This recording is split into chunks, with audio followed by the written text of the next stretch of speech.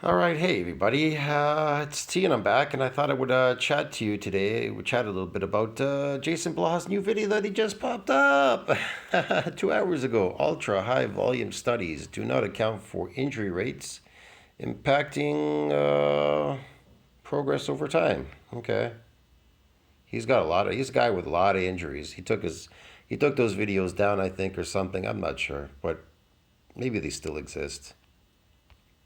Hey everybody, it's Jason Blaha here, and today I thought I would chat with you guys a little bit about something we really do need to talk about. And That's true, actually. He's kind of an expert on injuries. That's about it, really.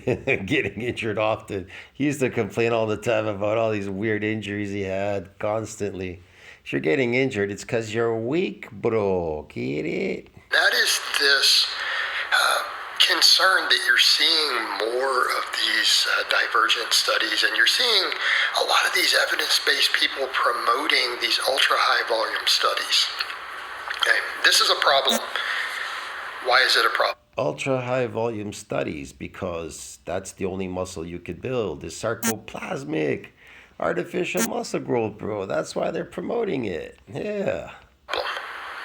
Because oftentimes they're saying things like, well, if we can just avoid injury, right? If we can just avoid injury, and in theory, if these studies are correct, then as long as we You want to avoid injury? Stop lifting such heavy weight and you'll avoid injury.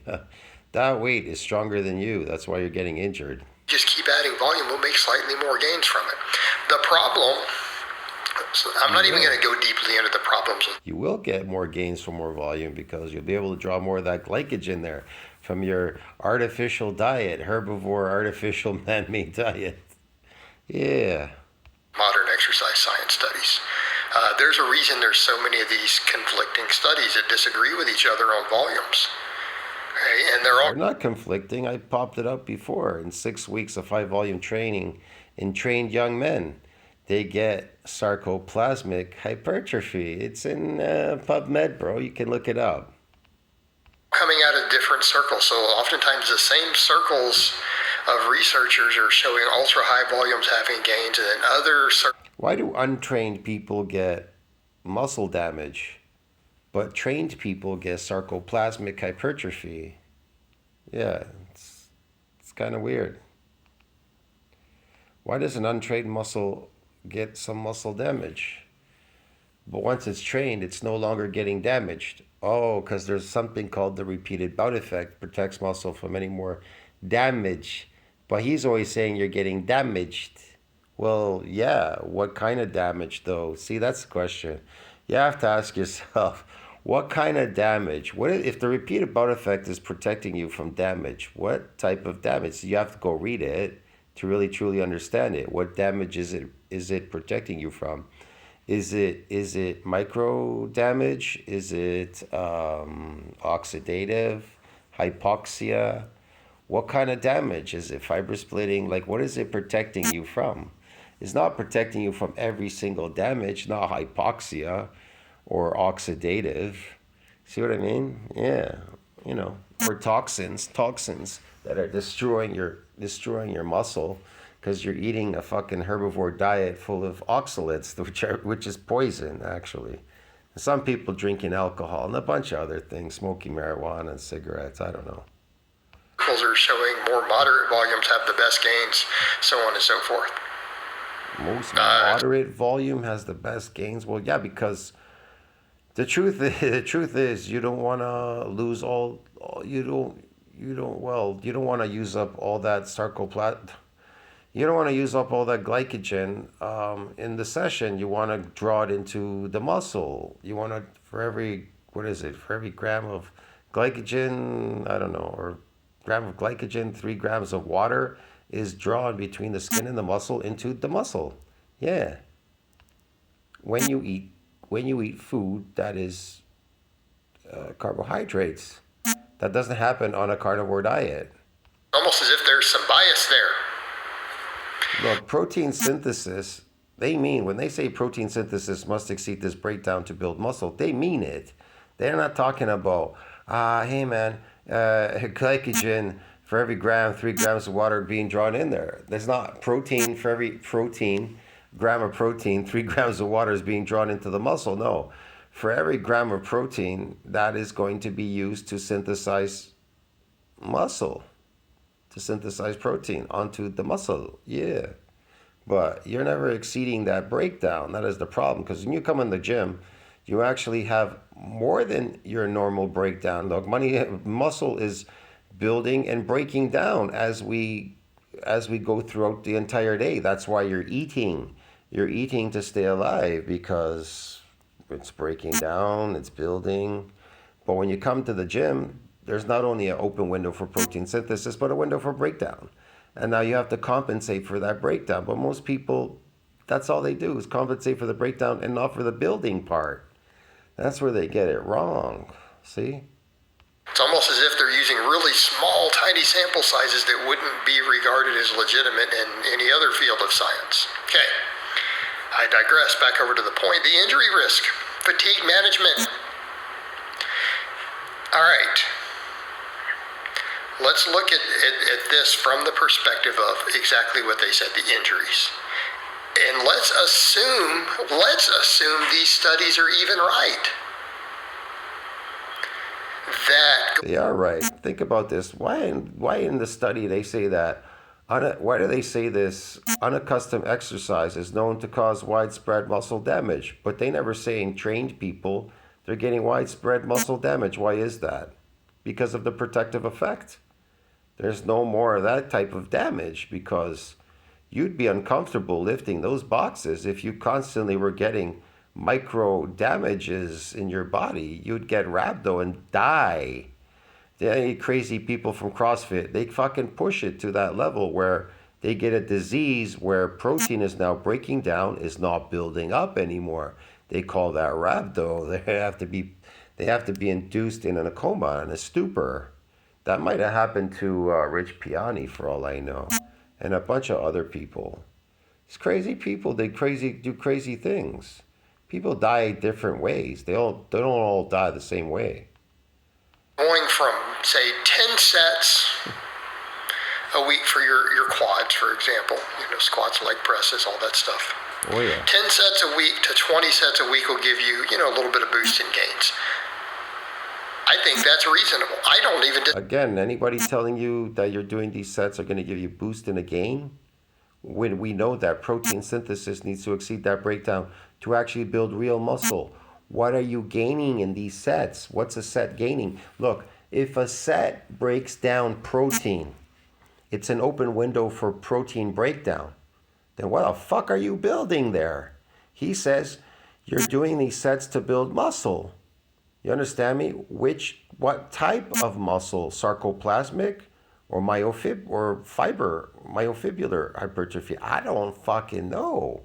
He just says you're doing that. So in my mind, as being a real coach, I understand what he's saying. It's sarcoplasmic and inflammatory response muscles. See what I mean? Disagree with that. 20's a bit rough. Yeah, it's a bit rough. But okay. So you got that. Jason Blaha has very little. He's just a regular dude. His body's regular. I can tell you, the only muscle he's got on there and he's maintaining is sarcoplasmic. Without it, he completely look really shrinky or whatever. Yeah, it's sarcoplasmic because he's a chronic lifter and inflammation. He's got chronic inflammation and some sarcoplasmic because I know what he's eating. I've seen him, what he eats and how he trains. And I can already put it all together. I already know. We got that. And because he's focused on lifting heavy weight most of the time before. Now he's bodybuilding all the time. He's getting these androgen receptors for that force production. That's what he's chasing. Now, if he's so focused on lifting heavy, he can't be focused on truly building real muscle, so it must be fake. Great. Then what? Some steroid guy in the gym said to me, he laughed, he came around talking to another guy, trying to make a joke because I said it was fake. And he goes, hey, this guy said it's fake. It is fake, you idiot. These people are so dumb, man. They think they know something.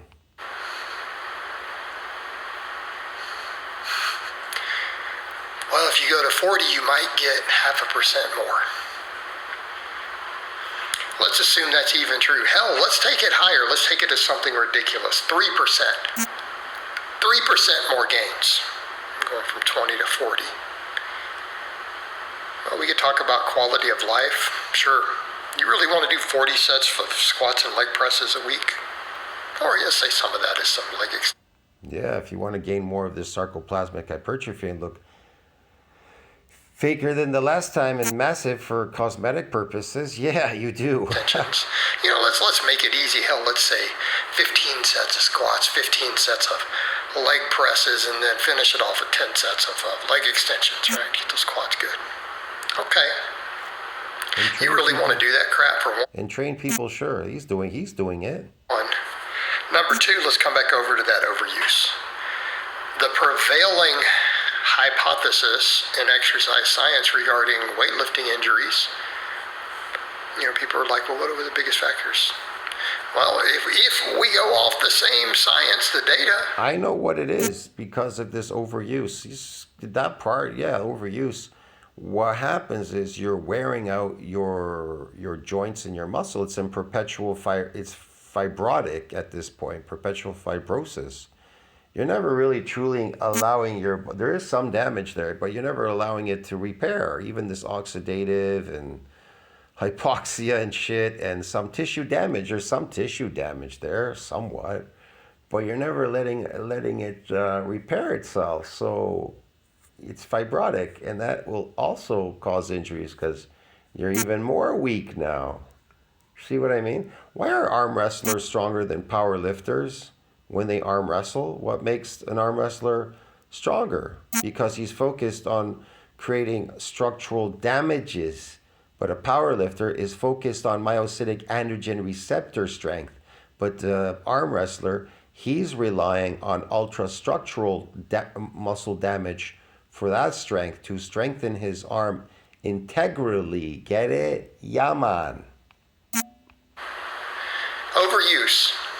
Now, is bad form a contributing factor to that? Of course it is. Because if you're using bad form that loads stuff in an incorrect way, overuse is going to accrue more quickly.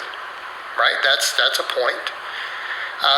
If you are having overuse and you're already inflaming stuff and it is closer to tearing, what's some really bad form where your technique breaks down?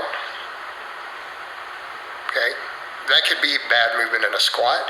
That could be laying back the wrong way on a preacher curl. Let's not even blame the big movements. Let's go to small stuff. Preacher curls, which are somewhat... Well, that's stupid. That's because you're doing something improperly. prone to bicep tears. Let's say your bicep tendon's already very inflamed from overuse, and you go to do that and you use too heavy of a weight, and you lay back and cheat on it. Right at that sticky point on the preacher curl where the bicep tends to rupture. That's where it tends to tear. Okay, well, your use of it... That's because it's weak. And now it's overused. Yeah. Tear just went way up. It went way up. Right?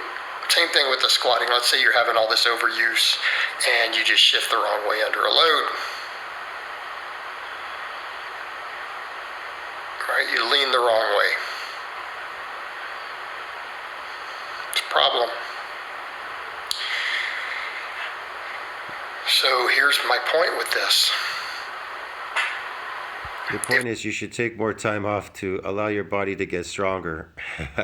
We know overuse, even more so than load, could a case be made that yes, heavy singles, heavy triples might carry us. Well, look at Coach doing those rows, those one-arm rows, bro. He's a fucking expert by now. Small amount of higher risk of injury, sure. I don't think that's unreasonable. Okay. Tired in the middle of a work set, yeah, that can cause form to break down. You lose focus, lose concentration. Sure. We do. So let's come back over to that point. What happens if you come over and say, what's your minimum effective dose? Let's say that for a lot of us, even that 10 to 15 really high quality sets a week can produce very robust muscle growth. Does anyone disagree with that? Absolutely not.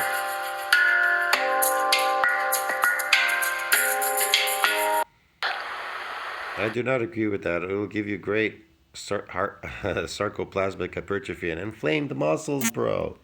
Inflammation. Yeah. First of all, Like, what else is he ditching? What else is he gonna dish out here, man? You know, it's easy to fool people. It's really complicated when you explain to them they've been fooled. They just can't handle the truth because they've been conditioned a certain way. A rep is gonna build a muscle. I'm building muscles. Or I'm in the gym. I'm getting damaged. Yeah, you're getting damaged. Brain damage. does anyone evidence-based or You know what kind of damage you're getting? Cellular damage, which is accelerating aging. That's not the right damage. It's just by damaging yourself cellularly on a daily basis, chronically lifting. anecdote-based, either one disagree with that? Then they wonder why they get a heart attack. They have, fucking sclerosis. Their arteries are clogged and calcification and a whole bunch of shit. They think, but I'm an athlete. I lift in the gym. Has nothing to do with athletics. Athletics is a sport. You're doing something. I don't know if you can equate lifting as a sport.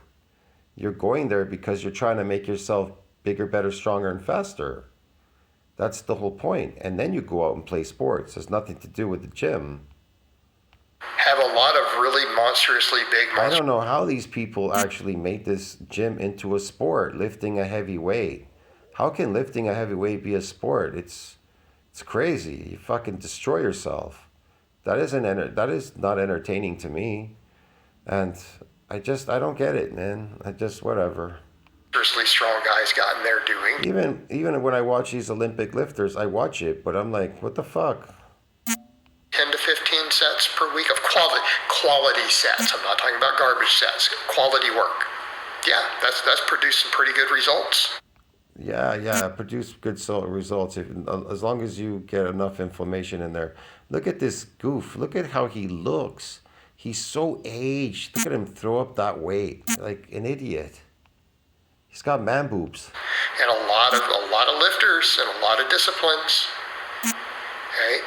He's seriously suffering from sarcopenia. He should show his doctor's report. I guarantee you it says sarcopenia. Let's assume that it's a little bit less so than going way higher. His blood work is fucked too. It'll show some activity in his blood that he's lifting, because you'll see it's circulating in there. They can see these things moving around, these chemicals from inflammation, inflammatory response. They pick up on it. They say there's activity there. Yeah. 30, 40 set, whatever these people are prescribing. Let's say it's 3%, 5% less. But your injury rates go down dramatically. They know from those chemicals in the hospital, or your doctor, somebody, when they're taking it in the lab, they know that is shortening your lifespan. These chemicals are flowing through your body. They know that your lifespan is shortened through there. I've read reports on it. That's how come I know it. You don't have to deload as often. Deload. But you recover from it and you don't get hurt. See, he doesn't say detrain, he says deload. Hopefully, because again, you're mitigating some stuff. Quality sets, and let's say you don't get hurt, versus you go the other route. Okay. You're doing that, some sets of 10 with 315. Okay? Sets of 10 with some pull-ups in there. I'm over 200 pounds. 10. You're going to have less pain, wear, and tear in your daily life. Because that's a factor. To come back over to stress. He doesn't squat that much anymore.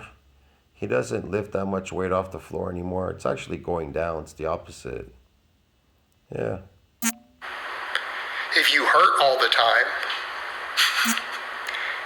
is that going to affect your recovery? Or why do I need to recover? So I can come back and lift this shit all over again? So I just want to recover, come back, so I could just be in perpetual hell like you lifting. Man, I gotta go. This is ridiculous stuff. See you in the next one. So what you think about that? Like, subscribe, comment down below. Helps the algorithm, broski. High volume studies do not account for injury rates impacting progress over time. I don't know, man. It's if you're getting injured, you're weak. See you in the next one, ciao.